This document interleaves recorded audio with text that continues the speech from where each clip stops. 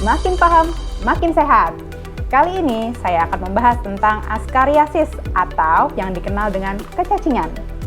Ya, ini sudah banyak pertanyaan yang masuk di sosial media ya. Yuk kita bahas satu-satu. Oke, jadi untuk pertanyaan apakah askariasis atau kecacingan ini menular atau tidak.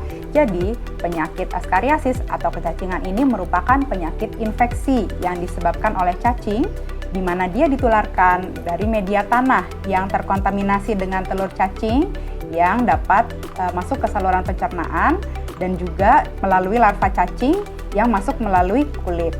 Jadi, askariasis ini menular ya.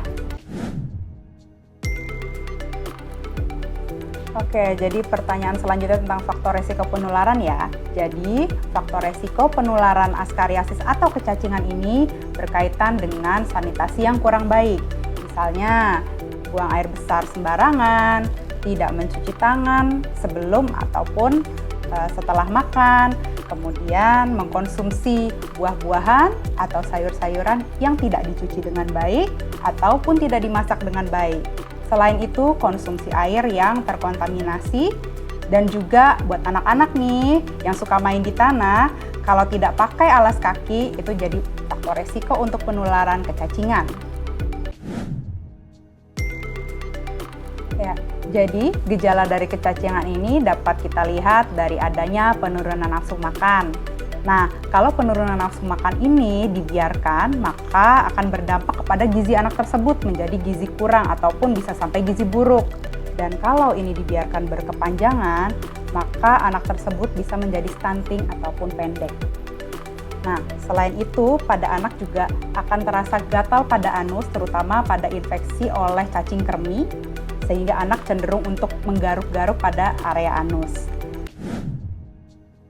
Ya, salah satu efek yang serius dari kecacingan ini adalah cacing yang hidup di saluran pencernaan kita dapat berkembang biak dan apabila dalam jumlah banyak, dia bisa menggumpal sehingga mengakibatkan sumbatan pada usus. Ya, jadi kapan anak itu harus diperiksakan ke dokter atau dikonsultasikan apabila terjadi gejala-gejala seperti yang sudah saya sebutkan sebelumnya, yaitu adanya penurunan nafsu makan, kemudian adanya masalah terhadap gizi seperti kesulitan kenaikan berat badan atau malah penurunan berat badan, kemudian anak menjadi pucat, kemudian anak juga sering sakit-sakitan, dan anak sering menggaruk pada area sekitar anus. Jadi untuk pengobatan askariasis atau kecacingan ini sendiri, dokter akan memberikan antihelmin dan juga pengobatan suportif lainnya sesuai dengan gejala yang dialami oleh anak. Tapi jangan lupa, periksakan dulu ke dokter ya. Oke, untuk pencegahan dari askariasis atau kecacingan ini adalah dengan menerapkan PHBS atau pola hidup bersih dan sehat. Apa aja sih isinya? Yang pertama adalah cuci tangan dengan sabun dan air mengalir sebelum makan dan setelah memegang benda-benda yang kotor. Yang kedua adalah konsumsi makanan sehat dan gizi seimbang. Yang ketiga adalah olahraga secara teratur. Yang keempat adalah membuang sampah pada tempatnya.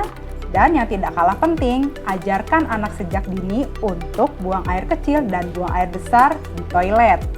Nah, selain itu, konsumsi obat cacing setiap 6 bulan sekali perlu diberikan pada anak usia 1 tahun hingga 12 tahun.